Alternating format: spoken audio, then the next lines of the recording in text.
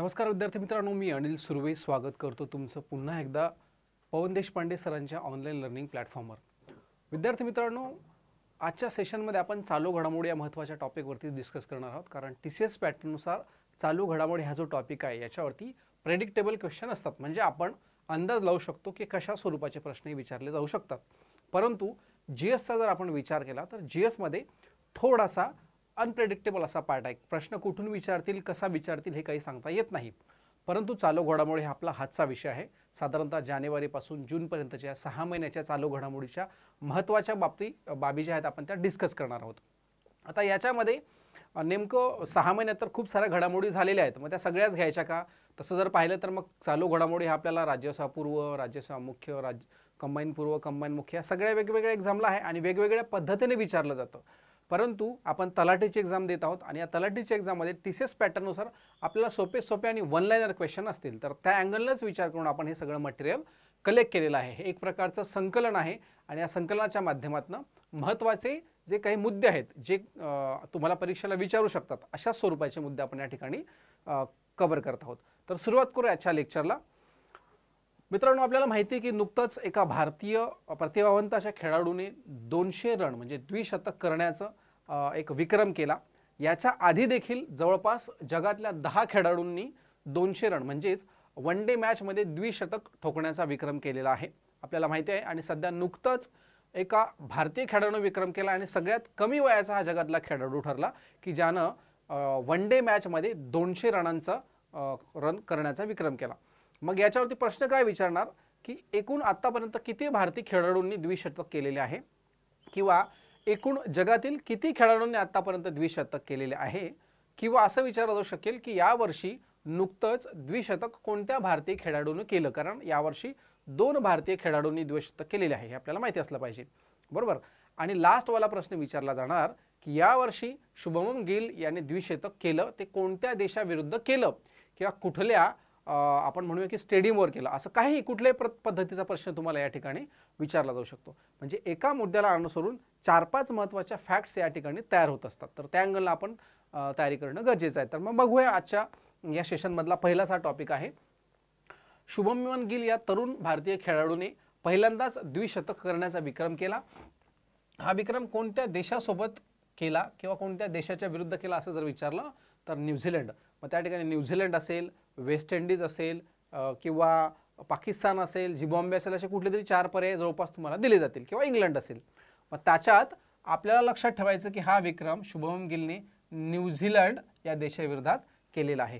किती रन केले, किती बॉलात केले, अशा टाईपचा क्वेश्चन असेल, कोणत्या देशाविरोधात केले, कोणत्या देशाविरुद्ध केले, किंवा हा विक्रम त्याने कोणत्या स्टेडियमवरती केला। आता स्टेडियम या ठिकाणी मी मुद्दामून दिलं नाही, कारण काही फॅक्ट जे आहेत त्या मुद्दामून मी मिस केलेले आहे। त्या मिसिंग का आहेत त्याचं कारण की तुम्हाला ते सर्च करायचं, काही क्वेश्चन्स आहेत तुमच्यासाठी खास दिलेले आहेत। तर बघूया मग न्यूझीलंड देशाविरुद्ध त्याने हे द्विशतक केलं। आतापर्यंत जगामध्ये साधारणतः 10 खेळाडूंनी किती 10 खेळाडूंनी द्विशतक झळकावण्याचा विक्रम केलेला आहे। त्यानंतर या 10 खेळाडूंमध्ये 3 जे द्विशतक आहे, 10 खेळाडूंनी 10 वेळेस द्विशतक झालेलं आहे, ते वेगवेगळे खेळाडू आहेत ते आपण पाहत आहोत। त्याच्यामध्येच जवळपास 7 द्विशतक हे भारतीय खेळाडूंनीच केलेले आहेत आणि बाकी 3 जे द्विशतक आहेत 3 इतर खेळाडू आहेत त्यांचे आपण नाव पाहणार। तर हे झालेले एकूण 10 द्विशतक आहे। ह्या 10 द्विशतकांपैकी एकूण 3 द्विशतके जे आहेत ते स्वतः आपल्या एका भारतीय खेळाडूने केलं, त्याचं नाव आहे रोहित शर्मा। कोणी केलं आहे? रोहित शर्मा। रोहित शर्माने 3 वेळेस द्विशतक केले आहे। त्याच्यानंतर एक वेळेस सचिन तेंडुलकरने केलेला आहे, एक वेळेस वीरेंद्र सेहवागने केलेला आहे। वीरेंद्र सेहवाग, सचिन तेंडुलकर, त्याच्यानंतर 3 वेळेस रोहित शर्मा झाले 5, आणि 2 वेळेस एक शुभमन गिल, आणि अजून एक खेळाडू आहे भारतीय खेळाडूचं नाव जो नुकताच एक प्रसिद्ध असा खेळाडू आहे, मुंबई इंडियन्सचा तो खेळाडू आहे, तो देखील तरुण आहे, तर त्याचंही नाव तुम्हाला या ठिकाणी कमेंट बॉक्समध्ये मला कळवायचं आहे। तर भारतीय खेळाडू आहे रोहित शर्मा, याने 3 वेळेस द्विशतक झळकावलेलं आहे। एकूण 7 भारतीयांनी द्विशतक आतापर्यंत झळकावलेलं आहे। किती भारतीयांनी? 7 भारतीयांनी। मी 6ची नावं तुम्हाला जवळपास या ठिकाणी सांगितले। 7 वेळेस द्विशतक झळकावलेलं आहे। 7 मध्ये 3 रोहित शर्माने झळकावलेले आहे, त्याच्यामध्ये एक शुभमन गिल देखील आहे, त्याच्यानंतर वीरेंद्र सेहवाग आहे, सचिन तेंडुलकर आहे, आणि 3 वेळेस रोहित शर्माने। आणि 7वा व्यक्ती भारतीय जो तरुण खेळाडू जो शुभमन गिल सोबतच नेहमी आपल्याला दिसतो, तर त्याचं नाव मला तुम्हाला या ठिकाणी सांगणं अपेक्षित आहे, बरोबर। पुढे बघूया आपण. आता वेस्ट इंडिजचा ख्रिस गेल, मग ह्या 10 द्विशतकांमध्ये 7 तर भारतीय झालेच की त्यांनी वेगवेगळ्या पद्धतीने द्विशतक झळकवलेले आहे. मग त्याच्यात 8वा जो आहे तो आहे waste इंडिजचा Chris Gayle. Sixer king म्हणतो आपण त्याला. अगदी उत्कृष्ट असा फलंदाज आहे, सगळ्यांना माहितीच आहे, सगळ्यांचा आवडता असा प्लेयर आहे. त्याच्यानंतर मार्टिन गुप्टिल या प्लेयरने देखील द्विशतक झळकावलेलं आहे. तर कुठला आपल्याला माहिती असलं पाहिजे, न्यूझीलंडचा आहे. आणि तिसरा एक आहे फखर जमान. फखर जमान हा पाकिस्तानचा, याने देखील द्विशतक झळकावलेलं आहे. तर आपले भारतीय 7 द्विशतकं आणि हे 3 असे एकूण 10 द्विशतकं झाले. आणि या 10 द्विशतकांमधले जे जगातले 3 खेळाडू आहेत त्यांचे नाव आपण या ठिकाणी पाहिले. मग यामध्ये आता मी मगाशीच तुम्हाला बोललो होतो की कोण कोण खेळाडू आहे. तर सचिन तेंडुलकर याने एक वेळेस द्विशतक झळकवलेलं आहे. वीरेंद्र सेहवाग याने एक वेळेस द्विशतक झळकवलं आहे. रोहित शर्मा याने 3 वेळेस द्विशतक झळकवलं आहे. ईशान किशन आणि शुभमन गिल यांनी प्रत्येकी एक वेळेस नुकतंच. मग झाले किती हे? 4 5 6 झाले. अजून एक मिसिंग आहे. रोहित शर्मा 3, ईशान किशन 4, शुभमन गिल 5 आणि वीरेंद्र सेहवाग सचिन तेंडुलकर बरोबर 7. एकूण 7 वेळेस किती झाले? 7 वेळेस. 3 4 5 6 7 एकूण 7 वेळेस भारतीय खेळाडूंनी हे द्विशतक झळकवलेले आहे. किती वेळेस? 7 वेळेस. 7 वेळेस हे द्विशतक झळकवलेलं आहे.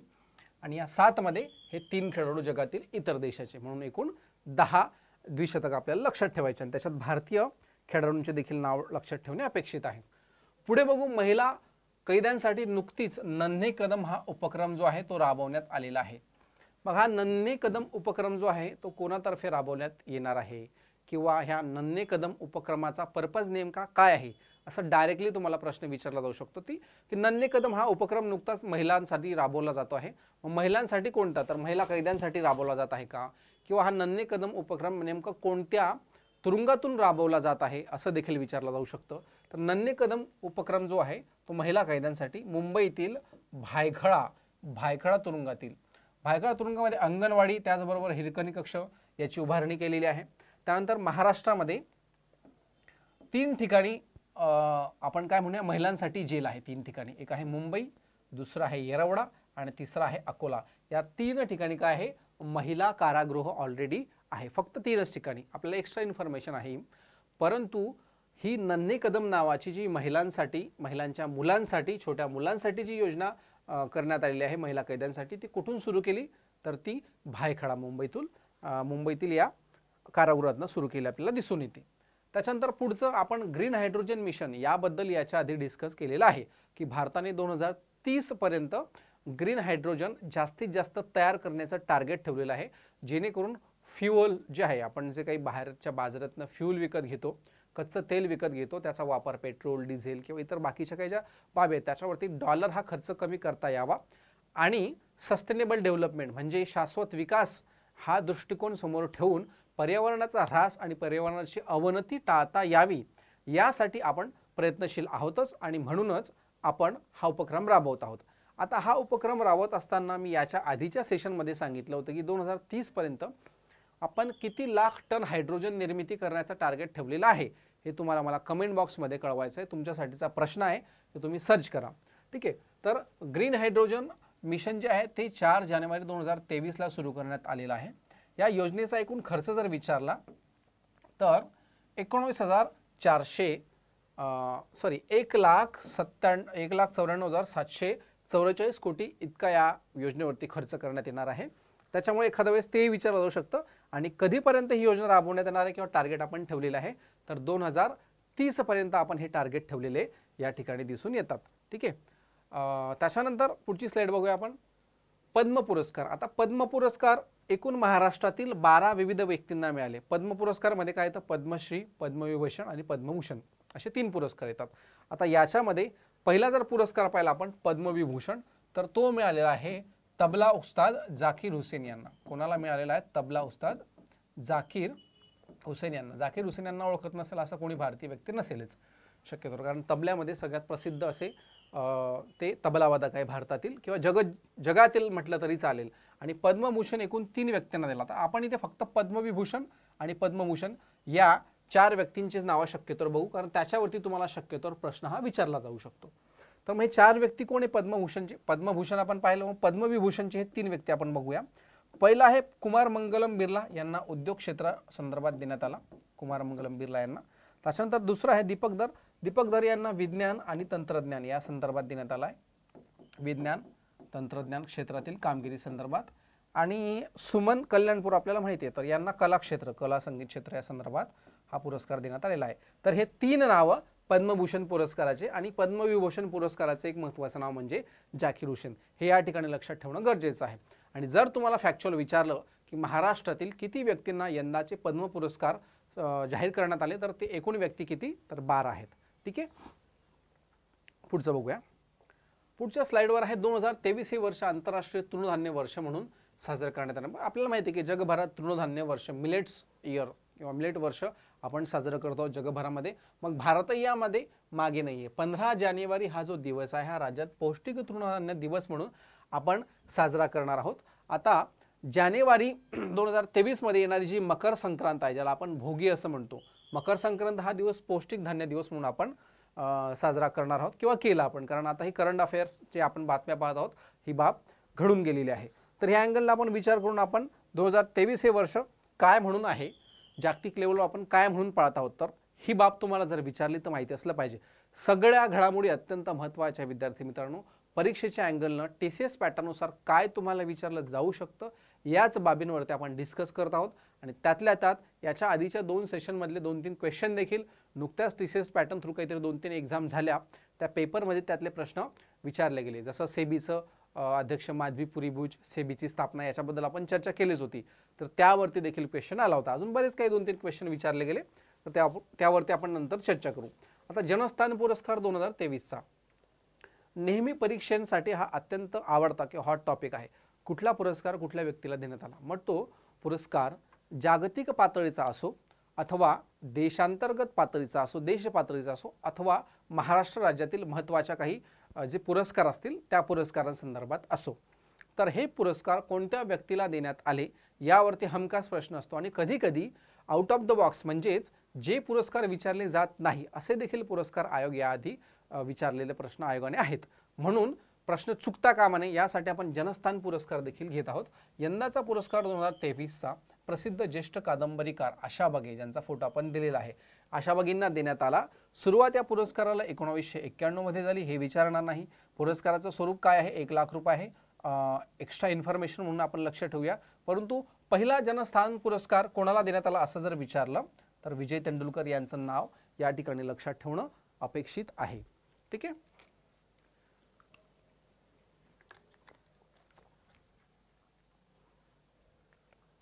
त्यानंतर बघूया पुढचा मुद्दा.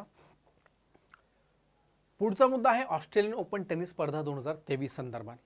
आता ही स्पर्धा पार पडली, म्हणजे ज्याही टेनिस स्पर्धा पार पडतात त्या टेनिस स्पर्धेसंदर्भात बऱ्याच वेळेस प्रश्न विचारला जातात. विम्बल्डन असेल, अमेरिकन असेल, ऑस्ट्रेलियन असेल, ज्याही काही टेनिस स्पर्धा पार पडत असतात, या स्पर्धांवरती वेगवेगळ्या अँगलनं बऱ्याच वेळेस बऱ्याच एक्झाममध्ये प्रश्न विचारलेले आपल्याला दिसून येतात.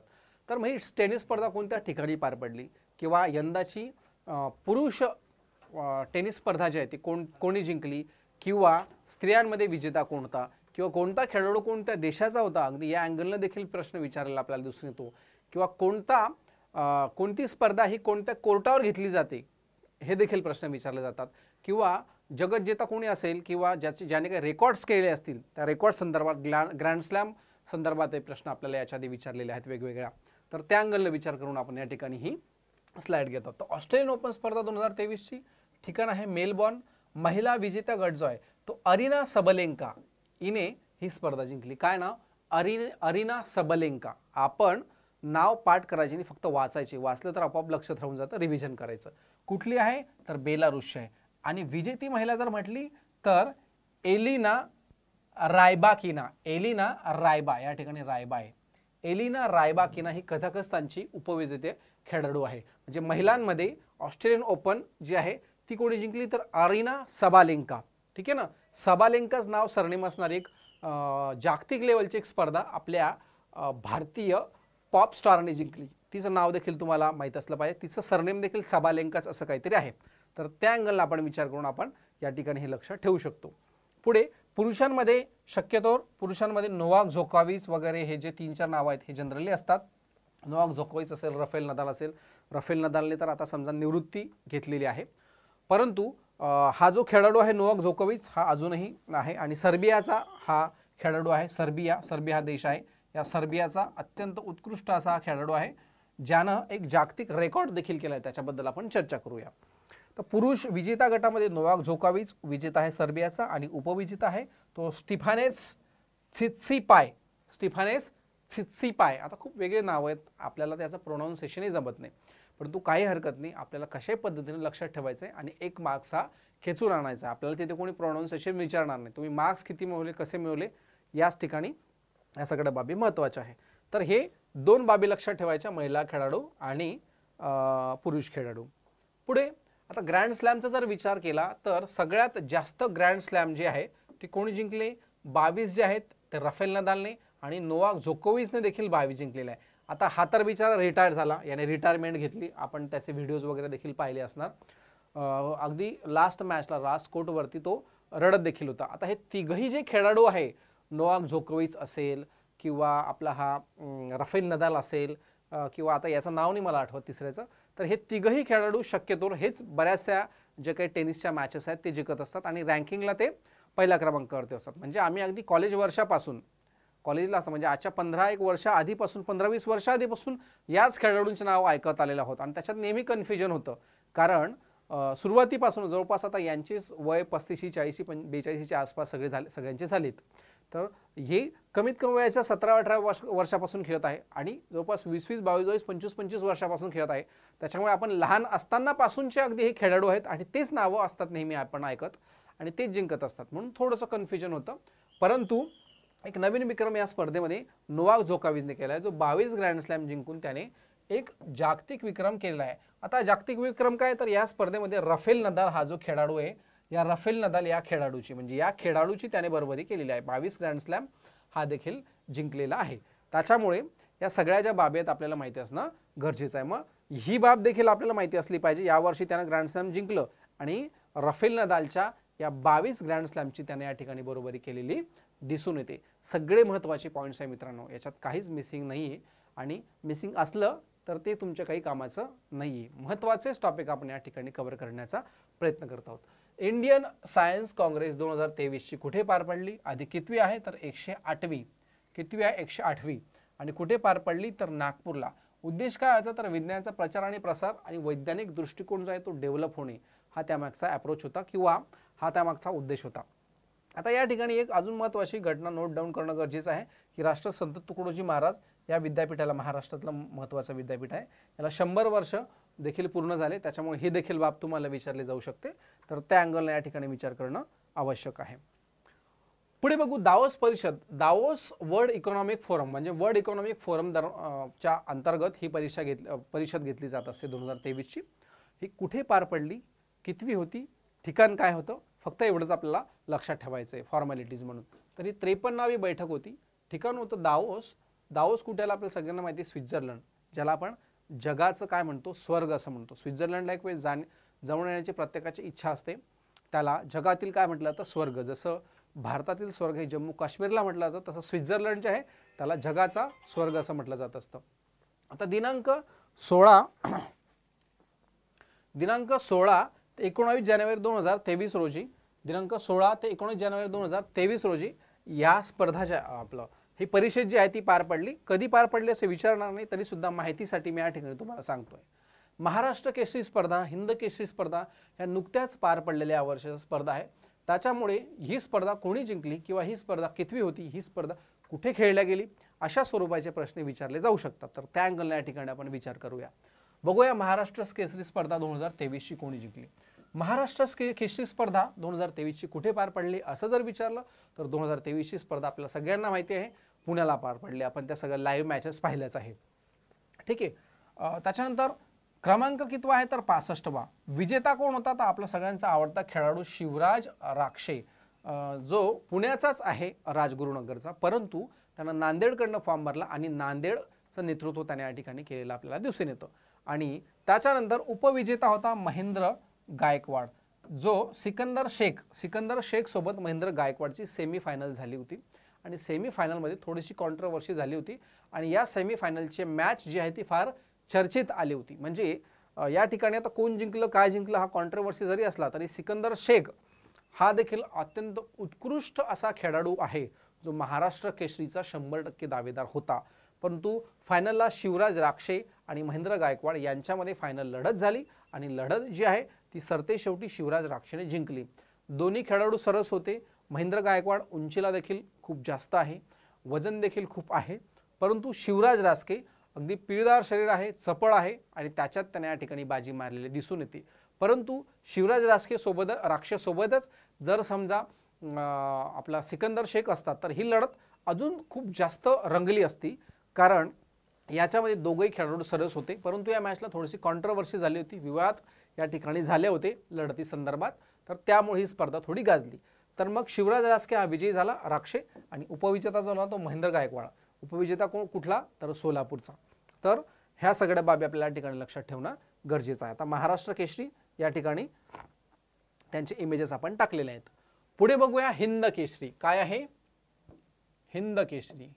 हिंद केसरी मारुती माने. आपण नेहमी ऐकतो मारुती माने सरांचं. मारुती माने जे आहेत ते अत्यंत प्रसिद्ध असे हिंद केसरी होते. याच्या आधी भारतातले महाराष्ट्रातले एकूण 10 हिंद केसरी खेळाडू झालेले आहेत. म्हणजे 10 वेळेस आपल्याला हा मान मिळालेला आहे आणि त्याच्यात मारुती माने असेल किंवा चंबा मुतळ असेल किंवा असे बरेच अनेक खेळाडू आहेत. 2005ला एक हिंद केसरी झाली होती. त्याच्यानंतर आपल्याला हिंद केसरी हा किताब मिळालेला नव्हता, परंतु 2023च्या या स्पर्धेमध्ये हिंद केसरीचा किताब आपल्याला नुकताच मिळाला. यामध्ये महाराष्ट्राचं नेतृत्व केलं अभिजित कटकेनं आणि अभिजित कटके या प्रतिभावान खेळाडूने महाराष्ट्रासाठी नेतृत्व केलं आणि महाराष्ट्राला हिंद केसरी हा पुरस्कार बऱ्याच दिवसातनं जिंकून दिला. आता अभिजित कटकेच्या विरोधात उपविजेता कोण होता या ठिकाणी प्रश्नचिन्ह केलेलं आहे, हे तुम्हाला उत्तर द्यायचं आहे. आणि ही स्पर्धा जी होती ती कितवी होती या ठिकाणी देखील मी प्रश्नचिन्ह केलेलं आहे. तर ते तुम्हाला या ठिकाणी मला उत्तर कमेंट बॉक्समध्ये माफ करा, कमेंट बॉक्समध्ये तुम्हाला हे उत्तर या ठिकाणी कळवणं अपेक्षित आहे. तर हिंद केसरी कोण आहे ते आपल्याला माहीत पडलं, अभिजित कटके. ही स्पर्धा कितवी होती आणि कुठे झाली आणि उपविजेता कोण होता या ठिकाणी या बाबी फक्त लक्षात ठेवायच्या आहे. आपल्याला माहिती आहे की ही स्पर्धा जी आहे ती हैदराबाद या ठिकाणी झालेली आहे, परंतु कितवी स्पर्धा आहे या ठिकाणी हैदराबाद आपण नाव दिलेलंच आहे. तर कितवी स्पर्धा आहे हे देखील सांगणं अपेक्षित आहे. पुढचा महत्त्वाचा मुद्दा बघूया, 18वे जागतिक मराठी साहित्य संमेलन. बघा, जागतिक मराठी साहित्य संमेलन, विश्व मराठी साहित्य संमेलन, अखिल भारतीय मराठी साहित्य संमेलन, हे सगळे तिघी वेगवेगळ्या बाबी आहेत. कन्फ्युजन होतं, अध्यक्ष कोण आहे, कुठे पार पडलं, कितवं होतं, काय होतं, या सगळ्या बाबींमध्ये आपलं कन्फ्युजन होतं. त्याच्यामुळे जागतिक मराठी साहित्य संमेलन, विश्व मराठी साहित्य संमेलन, अखिल भारतीय मराठी साहित्य संमेलन, तिघही वेगवेगळ्या बाबी आहेत. तर कन्फ्युजन होऊ द्यायचं नाही, अगदी क्लिस्टल क्लिअर अभ्यास करायचा, रिव्हिजन करायचे, मग त्यावरून आपल्याला लक्षात राहतं. आता मुळात 18वे जागतिक मराठी साहित्य संमेलन ठिकाण कोणतं आहे असं जर विचारलं तर आपल्याला माहिती आहे की पिंपरी चिंचवड या ठिकाणी पार पडलं, पिंपरी पुणे. अध्यक्ष कोण होतं? ज्ञानेश्वर मुळे. ज्ञानेश्वर मुळे माहिती आहे आपल्याला IFS अधिकारी होते, बरोबर, IFS अधिकारी होते. म्यानमार, मालदीव, श्रीलंका वेगवेगळ्या देशांमध्ये त्यांनी भारतातर्फे वेगवेगळ्या ठिकाणी ते काय होते, उच्चायुक्त पदावरती त्यांनी काम केलेलं होतं. त्याच्यानंतर आता नेमकं ज्ञानेश्वर मुळे तेच आहे का नेमकं तुम्ही सर्च करा, परंतु ज्ञानेश्वर मुळेंबद्दल जर आपला संदर्भ आला तर माझ्या माहितीप्रमाणे ज्ञानेश्वर मुळे तेच असले पाहिजे. आता दिनांक 6 ते 8 जानेवारी 2023 दरम्यान ही जागतिक मराठी साहित्य संमेलन पार पडलं. कुठे पार पडलं, काय पडलं, अध्यक्ष कोण होते हेच तुम्हाला विचारलं जाणार आणि कितवं होतं. आता हॉकी वर्ल्ड कप जो आहे तो 2023चा भारतात पार पडणार आहे आणि विशेष म्हणजे ही स्पर्धा भारतात किती वेळेस पार पडली असं विचारलं जाऊ शकतं. तर एकूण 4 वेळेस झालेली आहे. मुंबईत 1982ला, दिल्लीला 2010ला, भुवनेश्वरला 2018ला, म्हणजे नुकतंच एक 4-5 वर्ष आधी, आणि पुन्हा एकदा हॉकी स्पर्धा ओडिसाला 2023ची जागतिक हॉकी स्पर्धा पार पडणार आहे. आतापर्यंत भारतात किती वेळेस हॉकी स्पर्धा झाली आहे असं जर विचारलं तर 4 वेळेस झालेली आहे.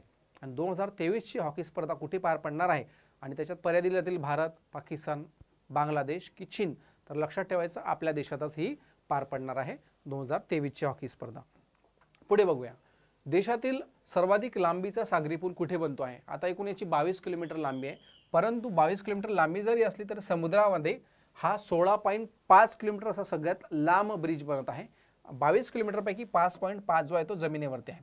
ठीक आहे ना. मग 16.5 किलोमीटर हा पाण्यात असणारा हा पूल जगातील सर्वात लांब समुद्री पूल हा कुठून कुठे असेल तर मुंबई ते अलिबाग, बरोबर, महानगर प्रदेश प्राधिकरणाद्वारे बांधकाम या पुलाचं केलं जाणार आहे. कुठून तर कुठपर्यंत आहे आणि किती किलोमीटर हा पूल असेल असंच तुम्हाला या ठिकाणी विचारलं जाऊ शकतं. बाकी याच्यात एक्स्ट्रा काही इन्फॉर्मेशन देण्यासारखी आवश्यक बाब आपल्याला काही वाटत नाही. पुढे बघू. वर्ल्ड स्टॅटिस्टिकल अच्छा इथे काहीतरी चुकलंय. स्टॅटिस्टिकल अहवाल आहे तो. अहवालानुसार जगात सर्वात जास्त हवा, आता वन लाईन बीट आहेत हे आपले महत्त्वाचे जे इश्यू आहे ते आपण घेतले. हे सगळे वन लाईन बीट आहे. या वन लाईन बीटमध्ये आता आपण महत्त्वाच्या काही घडामोडी बघूया. तर प्रदूषण असणाऱ्या 20 शहरांपैकी पाकिस्तानमधील लाहोर या शहराचा प्रथम क्रमांक लागतो. World statistical survey of India, बघा स्टॅटिस्टिकल सर्वे ऑफ इंडिया असं आहे. आता या 20 शहरांमध्ये पाकिस्तानच्या लाहोर शहराचा पहिला क्रमांक लागतो आणि भारतातील 14 शहरांचा यामध्ये समावेश आहे. म्हणजे सगळ्यात मोठी शोकांतिका असं म्हणायला काही हरकत नाही. प्रदूषित शहरांमध्ये किती? 14 शहरं. 14 शहरांपैकी महाराष्ट्रातील कोणतं शहर आहे तर भिवंडी शहराचा देखील यामध्ये समावेश आहे. वन लाइनर बीट आपण पाहत आहोत. वन लाइनर बीट वरती देखील शक्यतो तुम्हाला प्रश्न या ठिकाणी विचारले जाऊ शकतात. पुढे बघूया. गीतांजली अय्यर यांचे नुकतेच निधन झाले. त्या दूरदर्शनच्या अँकर होत्या. आता गीतांजली अय्यर ज्या आहेत आता दूरदर्शनचा अँकर, दूरदर्शन न्यूज जे आहेत ते आपण लहानपणी पाहत असणार. ज्यावेळेस चॅनल्स नव्हते वेगवेगळे त्यावेळेस दूरदर्शनवरती एक मोजके चेहरे दिसायचे आणि त्या चेहऱ्यांपैकी बातम्यांमध्ये आपण गीतांजली अय्यर हे नाव नेमकं आपण ऐकलं असणार. आता बरेच मराठी असो किंवा हिंदी अँकर असो, इंग्लिश अँकर असो, जे जुने किंवा संस्कृत भाषेत बातम्या देणारे काही वृत्तांकन करणारे अँकर असतील ते जर डेथ झाली त्यांची तर त्याच्यावरती देखील कदाचित प्रश्न विचारला जाऊ शकतो. तर यांचं नाव आपल्याला या ठिकाणी लक्षात ठेवणं अपेक्षित आहे. पुढे बघूया आपण. 28 मे 2023 रोजी नरेंद्र मोदी यांनी नवीन संसद भवनाचे उद्घाटन केले. तारीख लक्षात ठेवा. या ठिकाणी तारीख तुम्हाला विचारली जाऊ शकते की नुकतंच नवीन संसद भवनाचं उद्घाटन करण्यात आलं. भारताचे पंतप्रधान आदरणीय नरेंद्र मोदी यांच्या हस्ते उद्घाटन झालं. या उद्घाटनाची तारीख तुमची पाठ असली पाहिजे. तारीख आहे 28 मे. किती? 28 मे. उन्हाळा, कडक उन्हाळा, 28 मे 2023 ही तारीख लक्षात ठेवायची. आता नवीन संसद भवन कधी उद्घाटन झालं तर नुकतंच झालं आणि आपल्या देशाचे स्वातंत्र्य महोत्सव म्हणजे 75वा अमृत महोत्सव आपण साजरा करत आहोत. 75 इयर, 75 वर्षे. ठीक आहे ना. आता या 75 वर्षांमध्ये आपण काय काय केलेलं आहे याचा लेखाजोखा आपल्याला माहिती असणं गरजेचं आहे. परंतु या 75 वर्षाच्या निमित्तानं भारत सरकारने 75 रुपयाचे नाणे जे आहेत ते या ठिकाणी काढलेले आहे. त्यामुळे ही देखील बाब माहिती असली पाहिजे. संसद भवन अत्यंत सुंदर असं संसद भवन बनवण्यात आलेलं आहे. एकदा या ठिकाणी आपण नजर टाकू शकतो. भव्य दिव्य असं हे संसद भवन आहे. पुढे बघूया. काही वन लाइनर बीट आहे. शासन आपल्या दारी नाही, शासन आपल्या दारी. शासन आपल्या दारी हा उपक्रम महाराष्ट्र राज्याने सुरू केला. नमो शेतकरी महासन्मान योजना महाराष्ट्र राज्याने नुकतेच सुरू केले आहे. नमो शेतकरी योजना. त्याच्यानंतर सुशासनाचे नियम मंजूर करणारे महाराष्ट्र हे पहिले. सुशासन, प्रशासन, सुशासन या सगळ्या बाबी आपल्याला माहिती असल्या पाहिजे. कारण सुशासन पंधरवडा कोणता आहे, आपल्याला प्रशासनात काम करायचं आहे. तर त्यामुळे अशा वेगवेगळ्या काही घडामोडी घडत असतात त्याच्यावरती आपल्याला प्रश्न विचारला जाऊ शकतो. तर सुशासनाचे नियम मंजूर करणारं महाराष्ट्र हे पहिलं राज्य आहे. त्याच्यानंतर महाराष्ट्र राज्यात कैद्यांना स्मार्ट कार्ड फोन सुविधा देण्याचा पहिला प्रयोग पुणे कारागृहाने केला. असं देखील विचारलं जाऊ शकतं की स्मार्ट कार्ड फोन सुविधा देण्याचा जो आहे तो उपक्रम कोण राबवत आहे तर पुणे कारागृह राबवत आहे.